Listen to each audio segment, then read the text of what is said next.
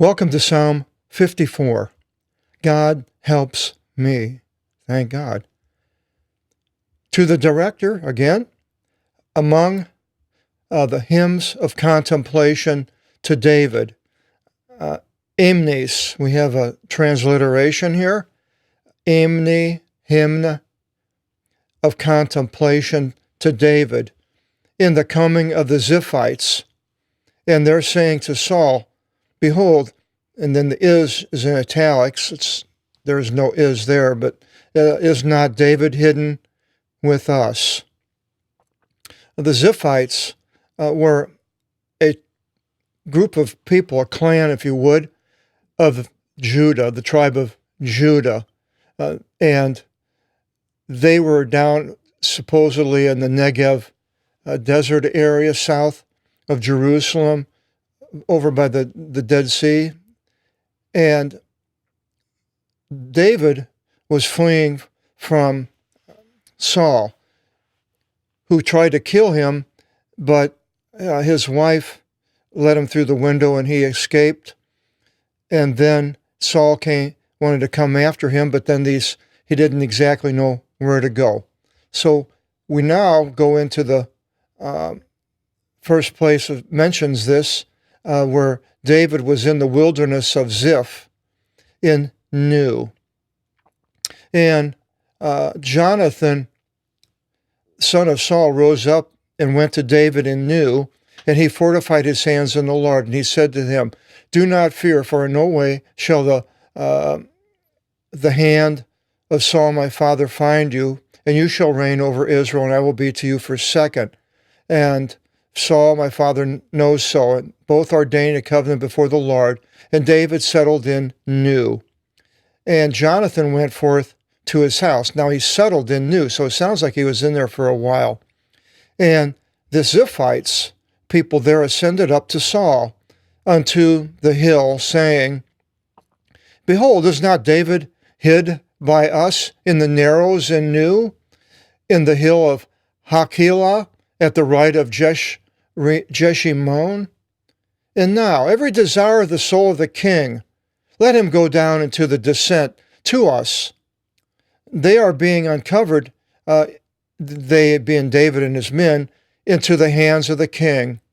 And Saul said to them, being blessed are you to the Lord, for you toiled on account of me. You should go indeed and prepare yet, and know and see that is David's place, where his foot is, quickly, that in that place of which you spoke, lest at any time he should trick you, leave, I suppose, and look, and know from out of all the places where he hides there, and return to me at ready, and I shall go with you, and it will be, if he is in the land, that I shall stretch him out among all the thousands, search him out among all the thousands of Judah. And the Ziphites rose up and went before Saul, and David and his men were in the wilderness Maon to the west at the right of Jeshimon. Now, this again is in the title, whether or not it was in the original, but as far as what it's talking about here in the Ziphites, I look at this as a sort of a betrayal by a people that he's living among. And now it doesn't say that he was a good friend of theirs or anything. So if the best case scenario of betrayal, I suppose, which is a breaking the allegiance from some type of a bond.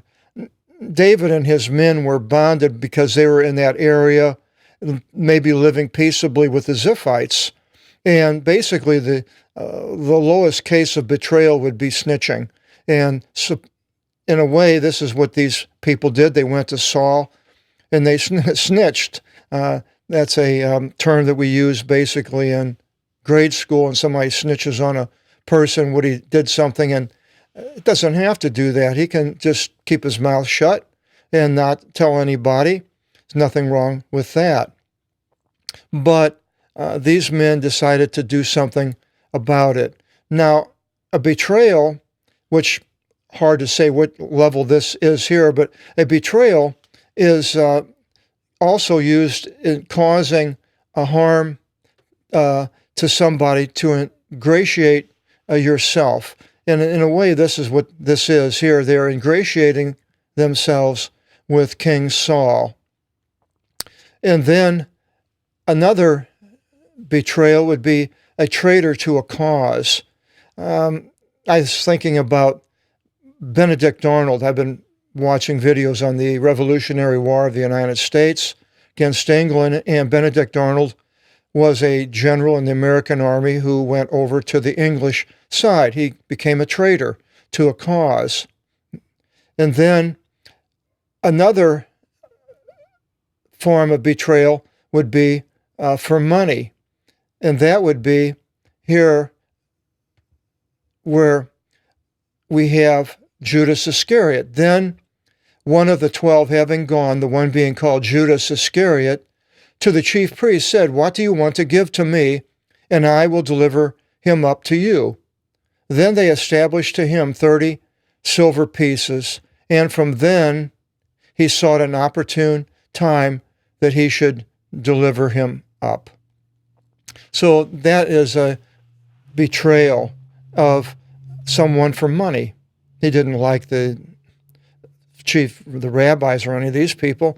He was possibly mad because right at this time, or right before this time, a woman came in and anointed Jesus' feet with expensive perfume. And Judas, or it says the disciples, came against him, against Jesus, for wasting and using up all this expensive oil when it could have been given to the poor. But they were castigated by Jesus. Excuse me. And so then right after this, it says then this is what happened where Judas left. Another form of betrayal would be someone helping the enemy. Right now we're going through a time where the United States has left the country of Afghanistan, taken its troops out of there. And apparently the top general in the United States called one of the enemy countries to warn them that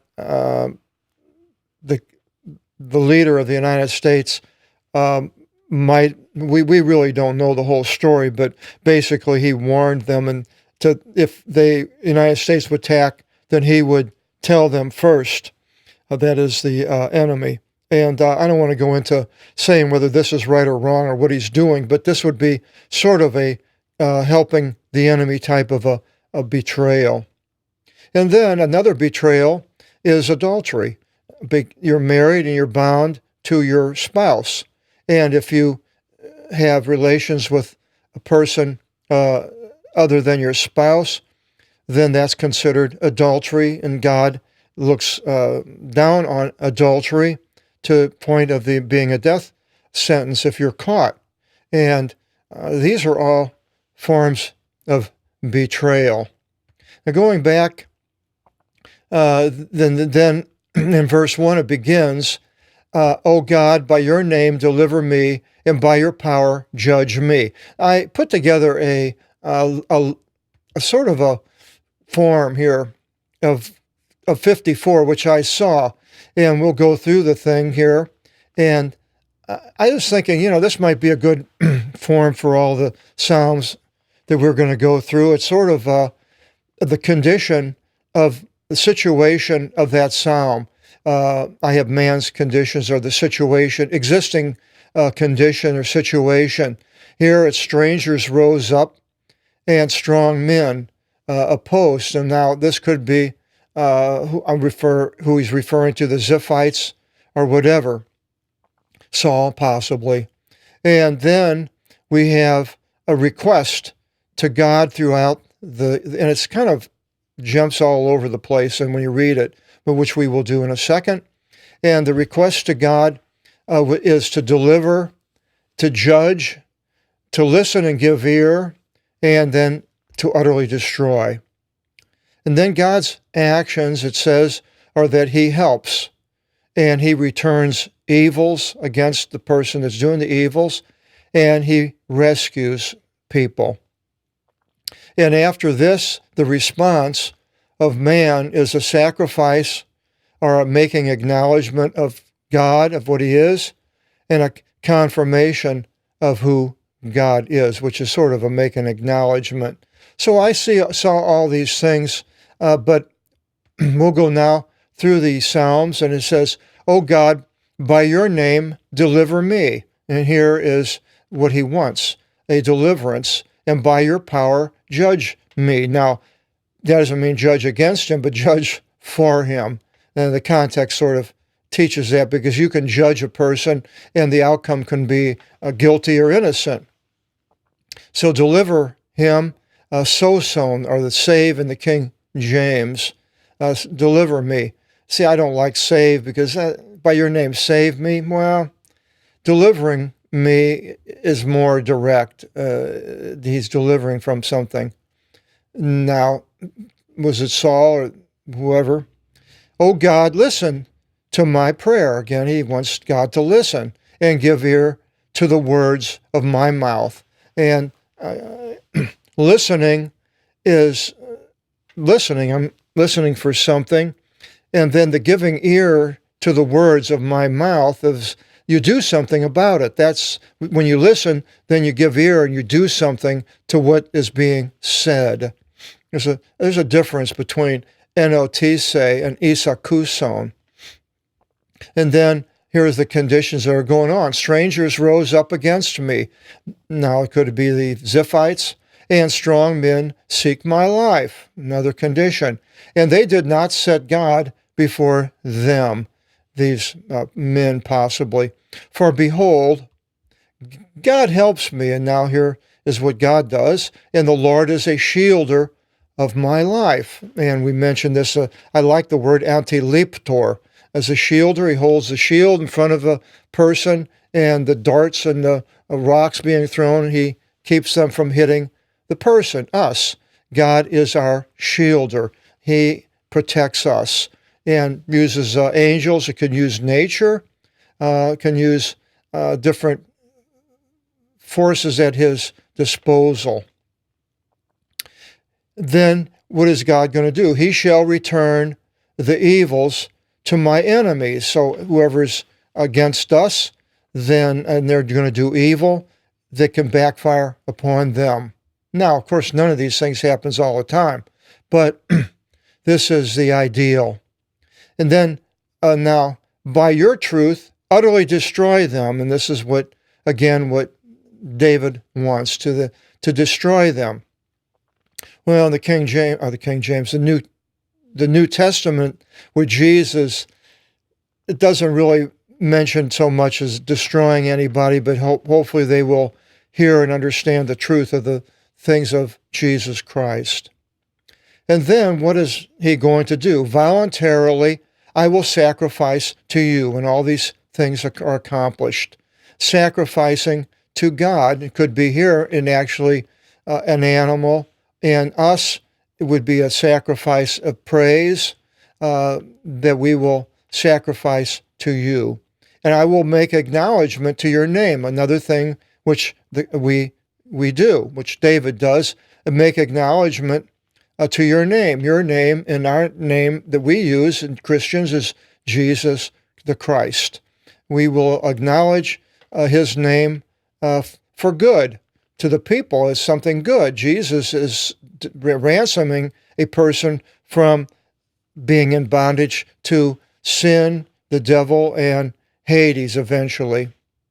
"For from out of all afflictions you rescued me." And this is what God does again. So you can see where these things were. From out of all afflictions you rescued me. "And among my enemies my eye looked upon its request." You hearkened to do the things that came out of my mouth. Again, we'll go back to that list and the man's conditions, and then request to God. So we can almost use this as a form. We could look at our condition. And if whatever your condition is, you've lost all your money, or you had somebody died, or you went through a divorce and a breaking up of some sort, something, or the condition, I suppose it could even be something good, but generally on this, here, the situation, and then we have that situation, so then we request God. God, either, deliver me from the enemy, judge for me if I've done something correct, but I'm being blamed, or listen and give ear to whatever the situation is, that you would do something about it. Utterly destroy, well, that one there is a questionable as far as Christians. Maybe help in the situation by destroying the condition that's bad. And then we look for God's help. And then we look for him to turn the evils away from us by his shield and so forth, and then rescuing us from this situation that we're in. It's bad health or breaking up or whatever. Help us get through that situation. And then after all these things happen, we respond and we give a sacrifice. And what kind of sacrifice can I give God? Sacrifice of praise is what he would want. We praise the Lord in our song, and then making acknowledgement to other people of what God has done, and then confirming that God does do what he says he will do in his word. So a nice form. See if we can use it in other psalms. The next psalm is, betrayal by a friend. So we're going into the betrayal again. And we'll find out all about what type of betrayal is here, and when we go through the next video. I hope you'll join us. Until then, God bless.